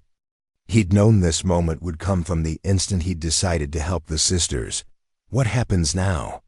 Davies pulled out a pair of handcuffs but didn't move to use them yet. "Now I arrest you, and you get a lawyer, and we see what the prosecutor wants to do." Given the circumstances, the fact that Brennan has been arrested, the fact that you were protecting victims of abuse, there's a good chance you'll get a plea deal. Community service, maybe, or probation.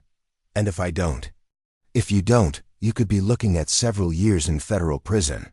Davies paused. Was it worth it? Thomas thought about Emma's fever breaking in his kitchen, about Kate's careful stitching as she mended her sister's jacket, about Julie's off-key humming in the barn. He thought about Sarah's photo albums spread across the coffee table, about the way the house had felt alive again for the first time in 3 years, about the note folded in his wallet that said, "We love you too." "Yes," he said simply. It was worth it. Davies studied him for another moment, then made his decision. "Turn around and put your hands behind your back."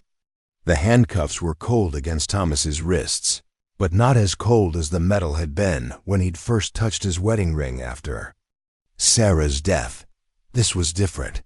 This was the weight of consequences chosen freely, of risks taken for the right reasons. As Davies led him toward the patrol car, Thomas took one last look at his property. The barn where he'd found 3 frightened girls hiding in the hay. The garden where they'd worked together to salvage what could be saved from years of neglect. The house where they'd sat around Sarah's table and become a family, however briefly. "Sheriff," Thomas said as Davies opened the car door. "Yeah? When this is all over, when the legal stuff is settled, do you think you could get word to them? To let them know they're safe to come home if they want to?" Davies nodded slowly. "I think that can be arranged."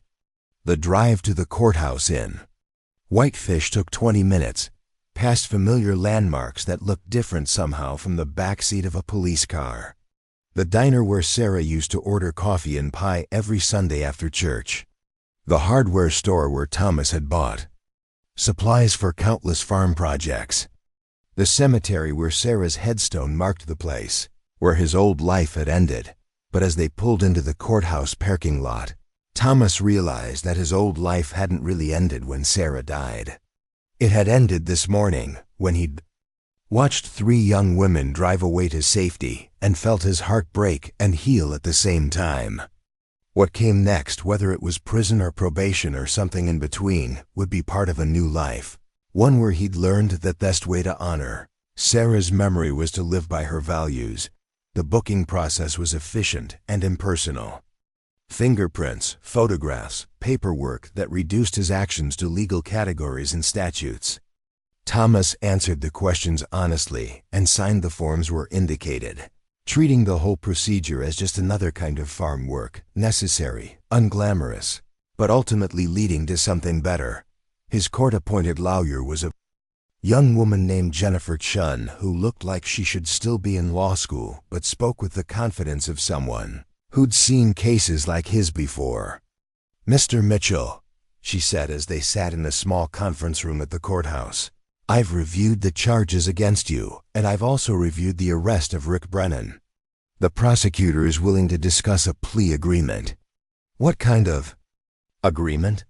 6 months of community service, 2 years of probation, and a fine. In exchange, you plead guilty to a reduced charge of interfering with a police investigation. Thomas considered this.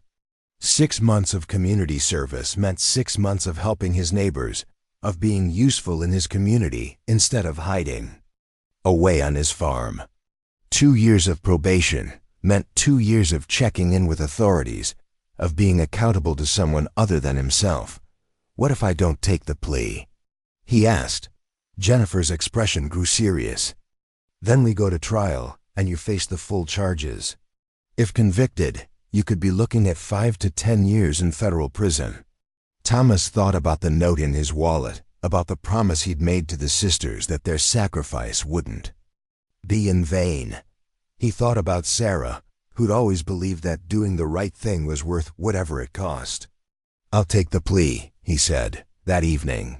Thomas sat on his front porch for the first time since the sisters had left, watching the sun set behind the mountains and listening to the evening sounds of his farm coming alive. Cattle lowing in the distance, the rustle of wind through the cottonwoods, the occasional cry of a hawk circling overhead. The house behind him was quiet, but not empty. In the kitchen, Sarah's good dishes waited in the cabinet for the next family that might need them. In the guest bedrooms, the beds were made and ready for visitors. In the living room, Sarah's photo album sat on the coffee table, open to pictures of her garden in full bloom. Tomorrow, Thomas would begin his community service. He'd chosen to work with the local food bank, helping distribute meals to families in need. It seemed like appropriate penance for a man who'd learned the value of feeding people who were hungry for more than just food. But tonight, he simply sat and remembered 3 scared young women who trusted him with their lives. A house that had learned to breathe again. A heart that had discovered it still had room for love, even after lost dot in his pocket. His phone buzzed with a text message from an unknown number with a Canadian area code. Made it safely. "Aunt Susan says hello and thank you. We'll write more when we can. Love, KJ&E." Thomas smiled and put the phone away without responding. Someday, when the legal proceedings were finished and it was safe to do so, he would write back. He would tell them about the community service, about the slow process of rebuilding his life, about how much their brief presence had changed everything. But for now, it was enough to know they were safe. It was enough to know that he'd done the right thing, whatever the cost. The stars were coming out, bright pinpricks of light in the vast Montana sky. Thomas pulled his jacket tighter and settled back in his chair, content to watch the night deepen around his home and his land and his memories of the week that had taught him how to live again. 6 months later, Thomas Mitchell stood in the parking lot of the Flathead Valley Food Bank at 5:30 on a Tuesday morning, watching his breath form clouds in the frigid January air. The building was a converted warehouse on the outskirts of Kalispell, painted institutional beige and surrounded by the kind of practical landscaping that suggested function over form. But inside, Thomas had discovered, was a kind of organized chaos that reminded him of Sarah's kitchen during harvest season, purposeful, urgent, and filled with the quiet satisfaction of feeding people who needed feeding. "Morning, Thomas," called Maria Santos as she unlocked the front door. Maria was the food bank director, a compact woman in her 50s who managed to be simultaneously no-nonsense and deeply compassionate. She'd taken one look at Thomas's court-ordered community service paperwork and assigned him to the early morning shift, where his natural inclination toward silence wouldn't interfere with the steady stream of conversation that marked the busier afternoon hours.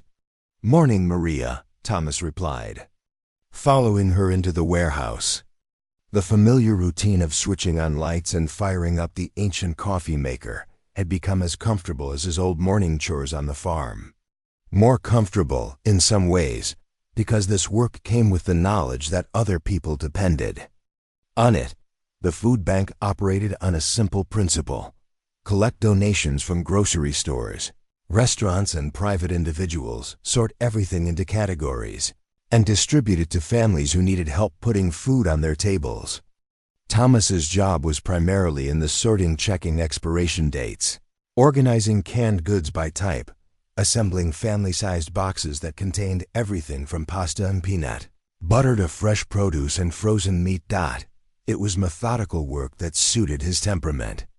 But it was also work that brought him into contact with the hidden struggles of his community, in ways he'd never experienced during his years of isolation on the farm.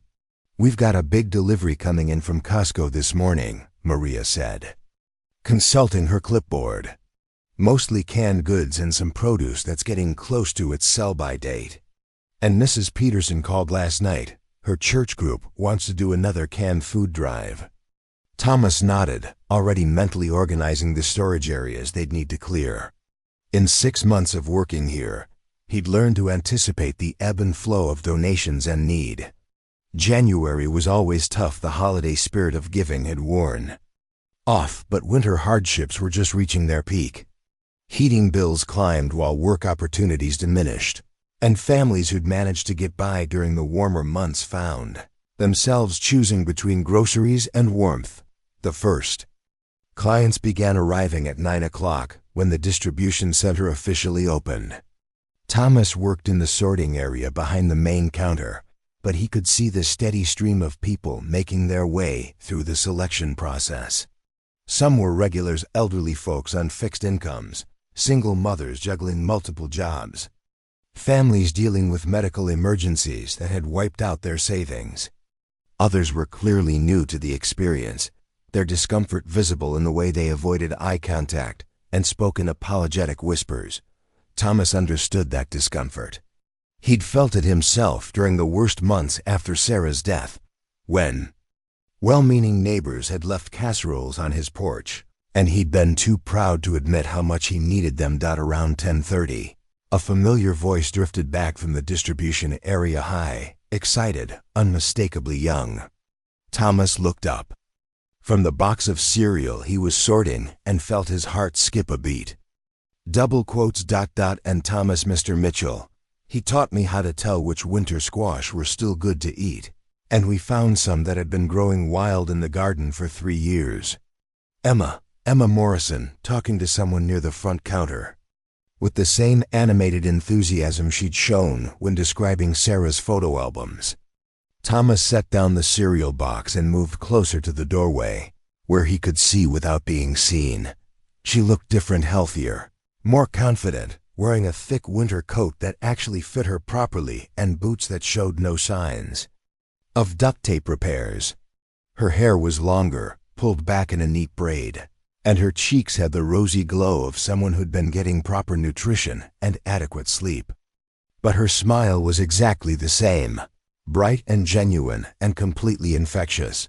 Standing beside her was a woman Thomas didn't recognize, middle-aged, with graying brown hair and the kind of practical winter clothing that suggested long experience with Canadian winters. This had to be Susan Morrison, the aunt who'd taken the sisters in. "Emma," the woman said gently, "we should let these folks get back to their work." But Maria had overheard Emma's story and was approaching with the expression she wore when she sensed a connection worth exploring. "Did you say Thomas Mitchell?" Maria asked. "The Thomas who works here?" Emma's eyes widened. "He works here? Is he ... is he here now?" Before Maria could answer, Thomas stepped out from the sorting area. For a moment, he and Emma simply stared at each other across the food bank's main floor, two people who'd been family for a week and strangers ever since. Then Emma crossed the space between them in 3 quick steps and threw her arms around him with the same fierce affection she'd shown on the morning they'd said goodbye. "I can't believe you're here," she said, her voice muffled against his shoulder. "I mean, I can believe it because it's exactly the kind of thing you do, but I can't believe we found you." Thomas hugged her back, overwhelmed by the simple joy of seeing her healthy and happy and safe. Over her head, he met Susan Morrison's eyes and saw a warmth there that suggested Emma had been telling the truth when she described their time on his farm. "What are you doing in Montana?" Thomas asked when Emma finally released him. "I thought you were settled in Calgary." "We are settled," Emma said quickly. "Aunt Susan is amazing, and we love Calgary, and Kate's in college now studying social work, and Julie got a job at a bakery where they let her experiment with new recipes. But," Susan added with an amused smile, "Emma has been talking about visiting Montana for months. When I had business in Kalispell this week, she convinced Me to make a detour. Business? Thomas asked. I'm a social worker, Susan explained. I was consulting on a case involving cross-border family reunification. Ironically, very similar to what my nieces went through. Thomas felt Maria's presence behind him and turned to include her in the conversation. Maria, this is Emma Morrison. And her Aunt Susan. Emma is, well, she's one of the young women I helped last year. Maria's expression shifted from curiosity to understanding. She'd never asked Thomas for details about his court case. The food bank worked with enough people in complicated legal situations that she'd learned. Not to pry, but she'd clearly connected the dots. You're the girls he went to jail for, Maria said simply. He didn't go to jail, Emma protested immediately. He got community service, which is completely unfair, because he was helping us and saving our lives and being the most wonderful person in the world. Thomas felt his cheeks warm. Emma ... No, it's true, Emma insisted, turning back to Maria. We were running from our stepfather who was terrible and trying to hurt us. And Thomas found us hiding in his barn and took us in and fed us and made sure we got to safety, even though he could have gotten in huge trouble, which he did get in. Trouble, but not huge trouble. Thank goodness. Susan placed a gentle hand on her niece's arm. Breathe, sweetheart. Emma took a deep breath, then grinned sheepishly. Sorry, I get excited when I talk about Thomas. Kate says I hero worship him, but Kate hero worships him too. She's just more subtle about it. How are your sisters? Thomas asked. Kate's amazing, Emma said immediately. She's studying social work at the University of Calgary, and she wants to specialize in helping kids who are aging out of foster care. She says you inspired her to help other people the way you helped us. Thomas felt something warm expand in his chest. And Julie? Julie's found her calling, Susan said with evident pride. She's working at a French bakery, and the owner is teaching her traditional techniques. She has a real gift for pastry work. She made croissants last week that were so good I cried, Emma added. Happy tears though, not sad tears. Thomas smiled, imagining Julie fierce, protective Julie carefully shaping delicate pastries with the same determination she'd shown while defending her sisters. What about you? He asked Emma. Are you in school? Emma's expression grew more serious. I'm finishing high school, but I'm also volunteering at a youth shelter. Kids who are in situations like we were running from bad homes, sleeping rough, not knowing who to trust. I tell them our story sometimes, about how one good person can change everything. Thomas felt his throat tighten. Emma ... It's true. She said firmly, you changed everything for us. Before we met you, we were just surviving. After we met you, we remembered how to live. Maria cleared her throat gently. I hate to interrupt this reunion, but we do have other families waiting for assistance. Thomas looked around and realized that their conversation had drawn the attention of several other food bank clients, some of whom were watching with open curiosity. Of course, Susan said immediately. We should let you get back to work. But Emma wasn't ready to leave yet. Thomas, are you happy? I mean, really happy? Because when we left, you looked so sad and I worried about you being alone again. Thomas considered the question seriously. Was he happy? He thought about his morning routine at the food bank, the satisfaction of organizing donations and knowing that his work would help families eat better that week. He thought about the small conversations he'd begun having with other volunteers, the gradual expansion of his world beyond the boundaries of his farm. He thought about the letters he'd finally begun writing to Margaret Walsh, the tentative renewal of friendships he'd abandoned in his grief. I'm not alone anymore, he said finally. Working here, being part of the community, it's taught me that there are a lot of different ways to have a family, Emma beamed. That's exactly what I hoped you'd say. As they prepared to leave, Susan pressed a business card into Thomas's hand. My contact information, she explained. The girls would love to stay in touch properly now that the legal situations are resolved. "And this is for you," Emma added, pulling a thick envelope from her purse. "Letters from Kate and Julie, and pictures of our apartment, and a recipe. Julie wrote down for the soup you made us that first morning. She says it tasted like love, and she wants to be able to make it when she misses you." Thomas accepted the envelope with hands that trembled slightly. "Thank you." "No," Emma said, standing on her tiptoes to kiss his cheek. "Thank you for everything. For saving us, and for showing us what kindness looks like, and for becoming our family when we needed one most." After they left, Thomas returned to his sorting. Work with a lightness in his chest that he hadn't felt since the morning he'd watched Margaret's car disappear into the dawn. The envelope sat on the counter beside him, unopened, but radiating the warmth of connection, renewed at lunch break. He finally opened it and found 3 separate letters, each written in a familiar hand.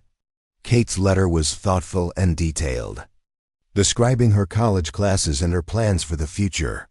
Julie's was shorter but filled with humor and observations about Canadian life that made him laugh out loud.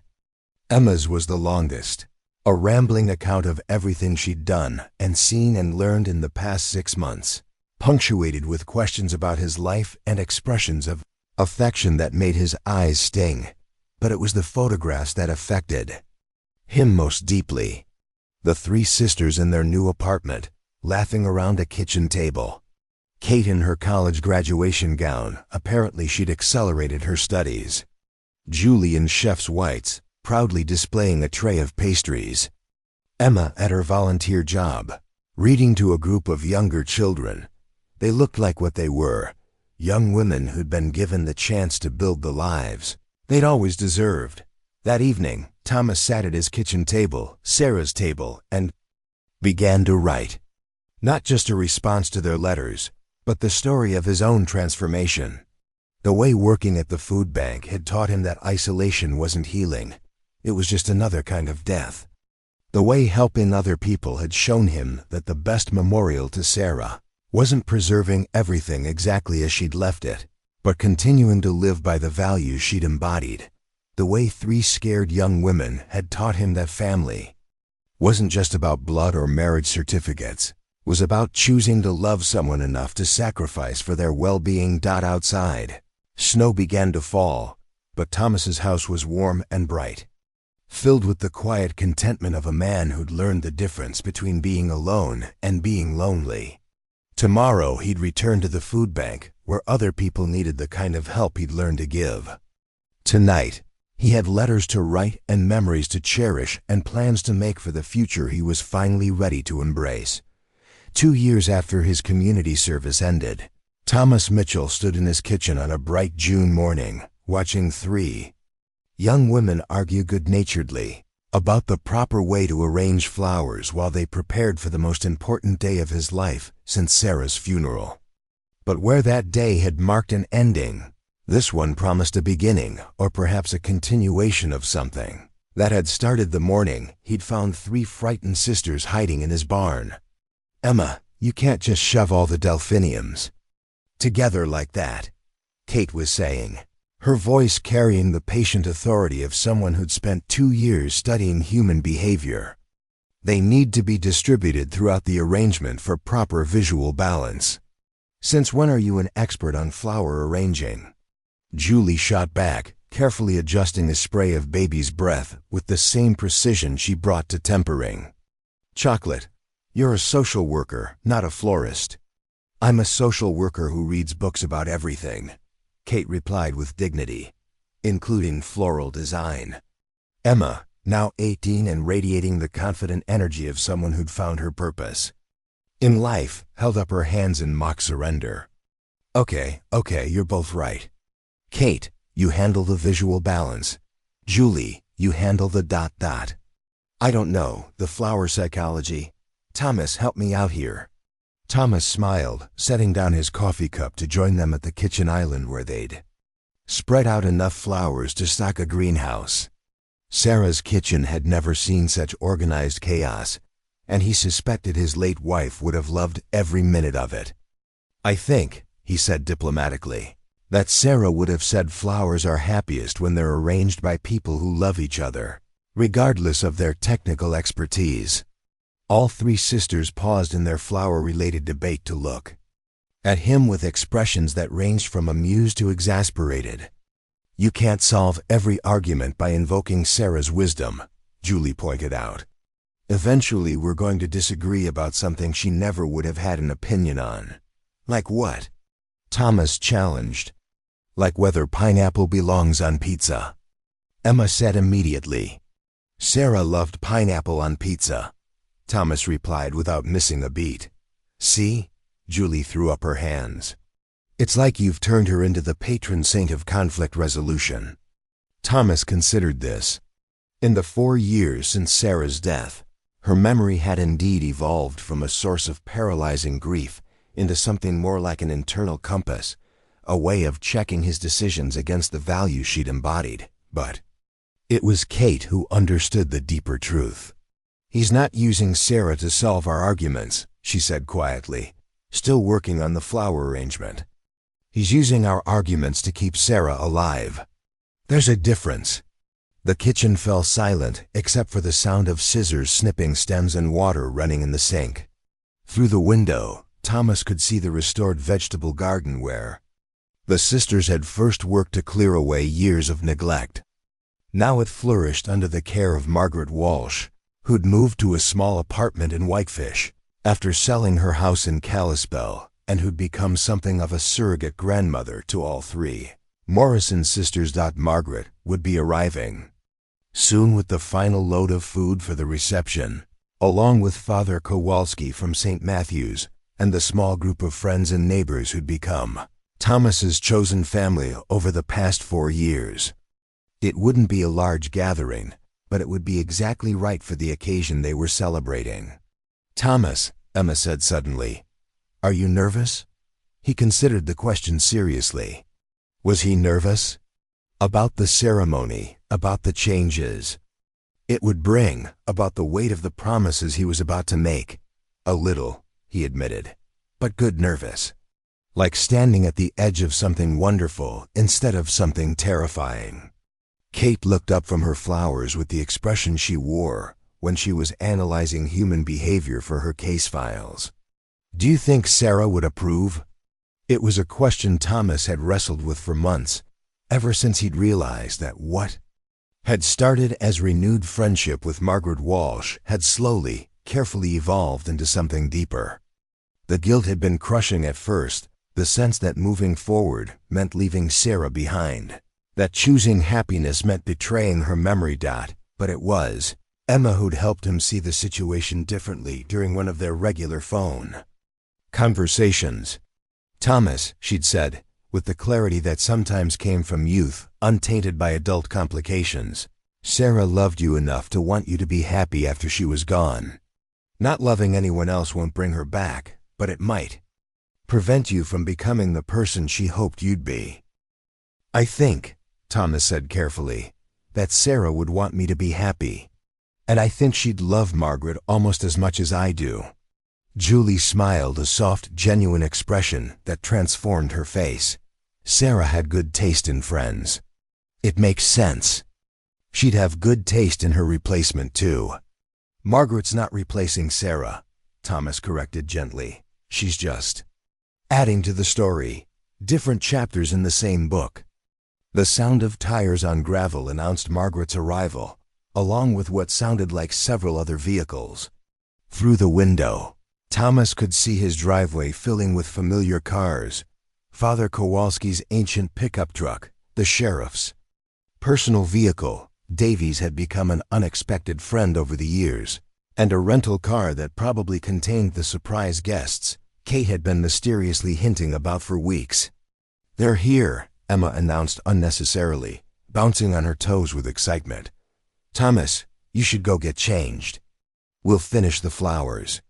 Thomas looked down at his work clothes, the same style of flannel shirt and jeans he'd been wearing the morning he'd found the sisters in his barn, though considerably cleaner and without holes.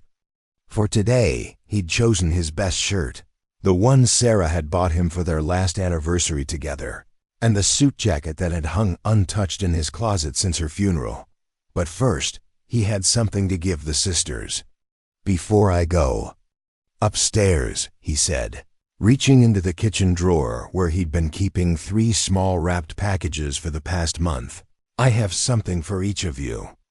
The sisters exchanged glances. They'd clearly been expecting this moment, and gathered around him with the anticipation of children on Christmas morning. Emma opened hers first, revealing a delicate silver locket on a fine chain.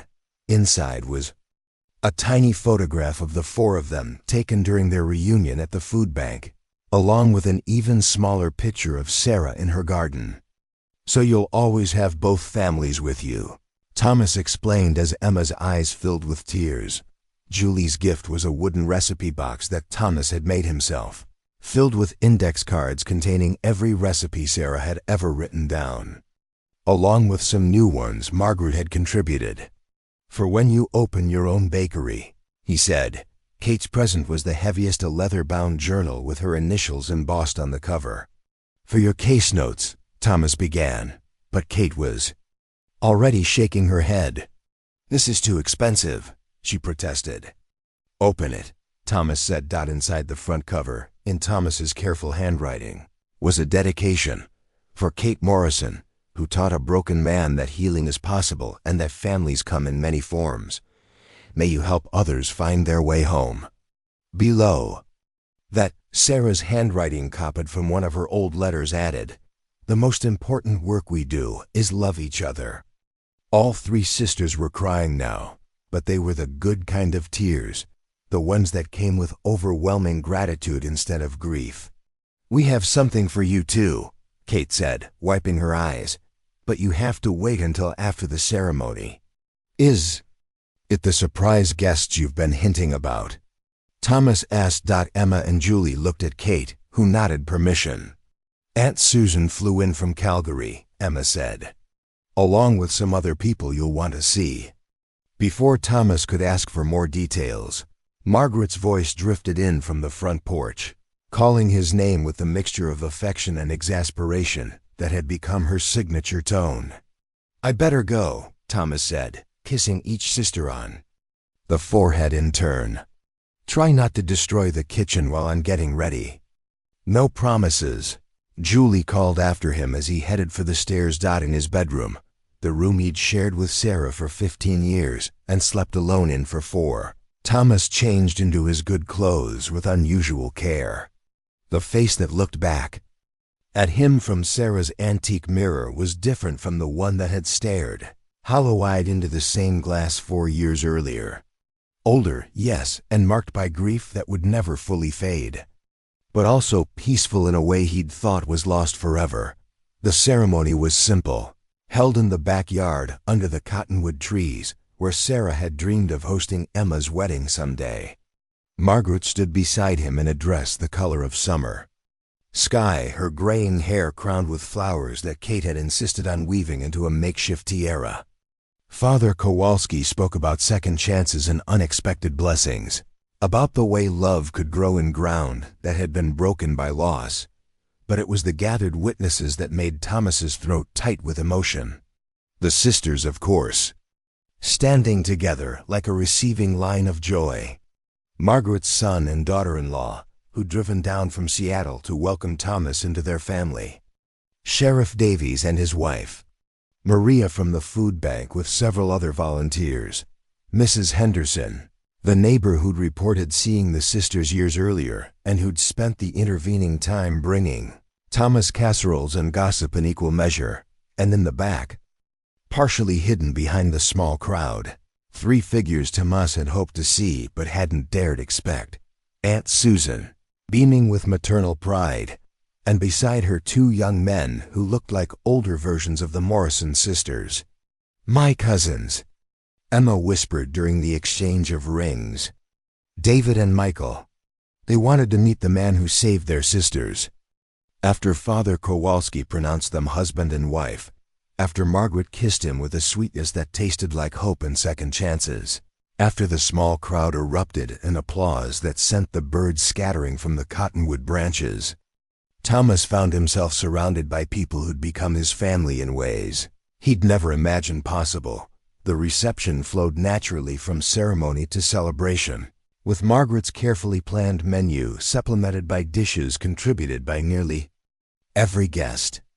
Julie had made the wedding cake, a simple white confection decorated with sugar flowers that looked almost real, and Emma had organized a photo session that captured every possible combination of family groupings. But it was later, as the sun began to set and the party settled into the comfortable rhythm of old friends sharing stories, that the sisters presented their gift to Thomas. "It's not really a thing," Kate said, holding out a manila envelope with characteristic Morrison sister ceremony. "It's more like ... a promise."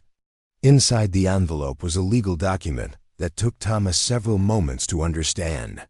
When he finally grasped what he was reading, he had to sit down in one of the folding chairs Margaret had borrowed from the church. "You want to change your name to Mitchell?" he asked, his voice barely above a whisper. "We want to be officially adopted," Emma corrected. "By both of you." Margaret said she'd be honored to be our stepmother, even though we're all adults now. Thomas looked up at Margaret, who was wiping tears from her cheeks with a handkerchief that had belonged to her own mother. "I may not have given birth to them," Margaret said, "but they're my daughters in every way that matters, and they're yours too." Julie stepped forward, uncharacteristically emotional. "You saved our lives, Thomas. But more than that, you showed us what a real father looks like. We want to make it official." "If you'll have us," Kate added quietly. Thomas looked around at the faces watching him, his new wife, his chosen daughters, his extended family of friends and neighbors who'd helped him build a life worth living. 4 years ago, he'd been a man slowly dying of loneliness and grief. Now he was surrounded by more love than he'd ever imagined possible. "Yes," he said simply. "Yes, I'll have you, all of you." As the evening deepened and the celebration continued around them, Thomas found himself standing with Margaret in the garden where Sarah had once dreamed of growing enough vegetables to feed half the county. The raised beds were full of summer plants, now tomatoes and peppers, herbs and flowers, all tended with the same love Sarah had brought to her gardening. "Do you think she knows?" Margaret asked quietly, following his gaze to Sarah's memorial stone, which was surrounded by the wild roses she'd planted in their first spring on the farm. Thomas considered the question, thinking about the chain of events that had brought them all to this moment. 3 frightened sisters hiding in his barn, a choice to help instead of turn away, a community that had rallied around them all, love that had grown in soil that had been broken by loss. "I think," he said, taking Margaret's hand as laughter drifted toward them from the house where their daughters were probably planning some new adventure, "that this was always part of her plan." Above them, the first stars appeared in the darkening sky, and somewhere in the distance, a nightingale began to sing. The sound was pure and clear and full of promise, not an ending, but a beginning that honored everything that had come before while embracing everything yet to come. Thomas Mitchell was no longer alone. He had a wife who loved him, daughters who chose him, and a community that had taught him the difference between surviving and living. It had taken him 4 years and 3 brave young women to find his way back to hope, but now that he'd found it, he intended to hold on tight. The story that had begun with grief and isolation had become something entirely different, a story about the family we choose, the love we build from broken pieces, and the way helping others helps us heal ourselves.